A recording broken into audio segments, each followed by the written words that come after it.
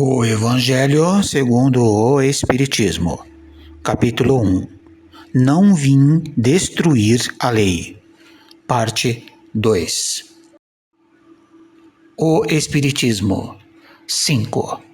O Espiritismo é a nova ciência que vem revelar aos homens, por meio de provas irrefutáveis, a existência e a natureza do mundo espiritual e suas relações com o mundo material. Ele nos mostra esse mundo não mais como sobrenatural, mas, ao contrário, como uma das forças vivas e ininterruptamente atuantes da natureza, como a fonte de uma inumerável quantidade de fenômenos incompreendidos até agora, e por essa mesma razão, rejeitados para o domínio do fantástico e do maravilhoso. Foi a isto que o Cristo se referiu em muitas circunstâncias, e é por isso que muitas coisas que ele disse permaneceram incompreendidas ou foram falsamente interpretadas. O Espiritismo é a chave com a ajuda da qual tudo se explica com facilidade. 6. A lei do Antigo Testamento está personificada em Moisés, a do Novo Testamento no Cristo.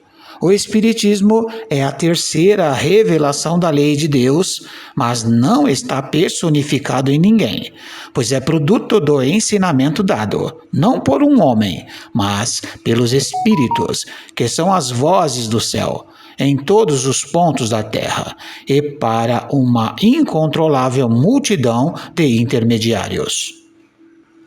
E é, de alguma forma, um ser coletivo, compreendendo o conjunto de seres do mundo espiritual, cada qual trazendo aos homens o tributo de suas luzes para dar a conhecer a este mundo o destino que os aguarda.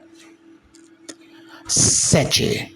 Assim como Cristo disse, eu não vim destruir a lei, mas dar cumprimento. O Espiritismo enuncia também não ter vindo contrariar os ensinamentos do Cristo, mas desenvolvê-los, completar e explicar, em termos claros, para todos o que somente foi dito sob forma alegórica. Ele vem cumprir, nos tempos preditos, o que o Cristo anunciou e preparar o cumprimento das coisas futuras. Então, o Espiritismo é obra do Cristo, que o preside, assim como havia anunciado a regeneração que se opera e que se prepara o reino de Deus na terra. Aliança da ciência e da religião. 8. A ciência e a religião são as duas alavancas da inteligência humana. Uma revela as leis do mundo material, a outra as leis do mundo moral. Mas tanto uma quanto a outra, tendo o mesmo princípio que é Deus, não podem contradizer-se. Se elas fossem a negação uma da outra, uma estaria necessariamente errada e a outra certa, pois Deus não pode querer destruir a sua própria obra.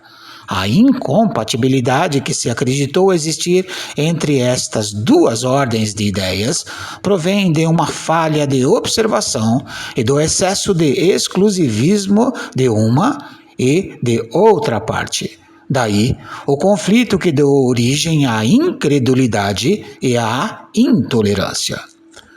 Chegou o seu tempo no qual os ensinamentos de Jesus Cristo devem receber o seu complemento. O véu colocado propositalmente sobre algumas partes deste ensinamento deve ser levantado. A ciência, deixando de ser exclusivamente materialista, deve levar em conta o elemento espiritual. E, finalmente, a religião, deixando de desconhecer as leis orgânicas e imutáveis da matéria, as duas forças, apoiando-se mutuamente e marchando no mesmo passo, servirão uma de apoio para a outra. Assim, a religião, não mais desmentida pela ciência, conquistará um poder inabalável, pois estará de acordo com a razão, e não se lhe poderá opor à irresistível lógica dos fatos. A ciência e a religião não puderam entender-se até hoje, porque cada uma entrevê as coisas por seu exclusivo ponto de vista, repelindo-se mutuamente. Era preciso algo para preencher o vazio que as separava, um traço de união que as aproximasse. Esse traço está no conhecimento das leis que regem o mundo espiritual e suas relações com o mundo material. Leis tão imutáveis como as que regem o movimento dos astros e a existência dos seres. Essas relações, uma vez constatadas pela experiência, criam uma nova luz. Quando a fé se dirige à razão, esta nada encontra de ilógico na fé, e o materialismo é vencido. Mas nisso, como em todas as coisas, há pessoas que permanecem para trás, até que sejam arrastadas pelo movimento geral que as esmagará se a ele resistirem, no lugar de a eles se juntarem.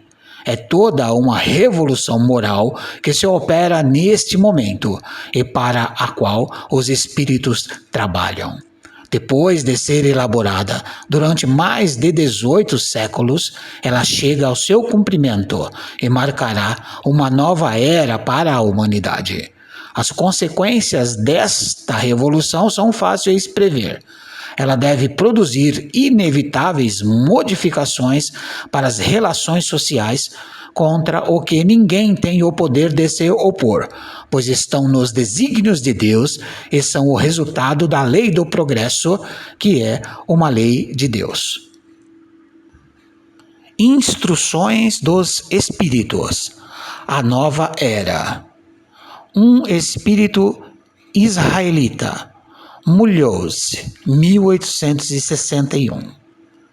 9.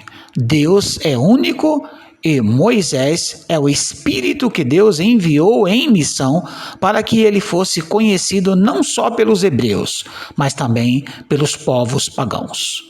O povo hebreu foi um instrumento do qual Deus se serviu para fazer a sua revelação, por Moisés e pelos profetas.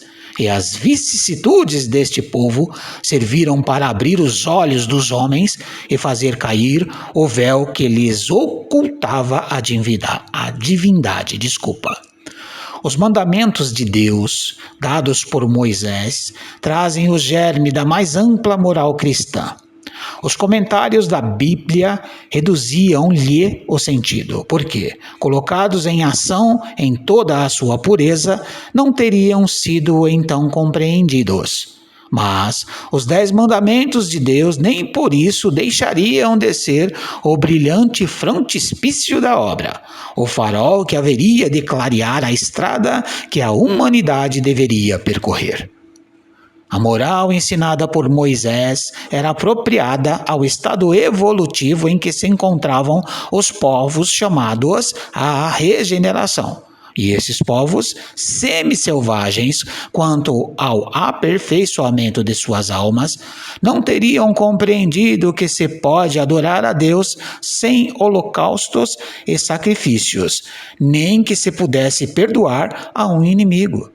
Sua inteligência, notável do ponto de vista da matéria, e mesmo em relação às artes e às ciências, estava muito atrasado em moralidade, e não se submeteriam ao domínio de uma religião inteiramente espiritual.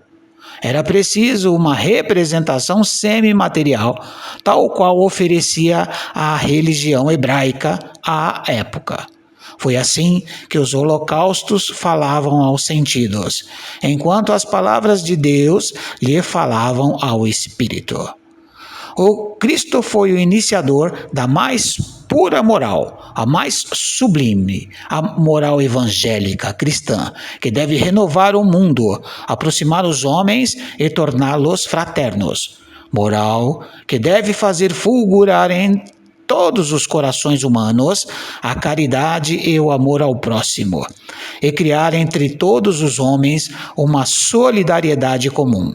Uma moral, enfim, que deve transformar a terra e dela fazer morada de espíritos superiores aos que hoje a habitam.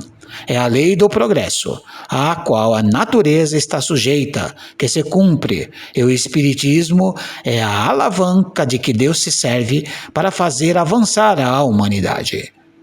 São chegados os tempos em que as ideias morais devem desenvolver-se para cumprir o progresso que está na lei de Deus. Elas devem seguir a mesma estrada que as ideias de liberdade, suas precursoras, percorreram. Mas não se pode crer que esse desenvolvimento se fará sem lutas. Não, porque elas precisam, para chegar à maturidade, de agitações e discussões, a fim de que atraiam a atenção das massas.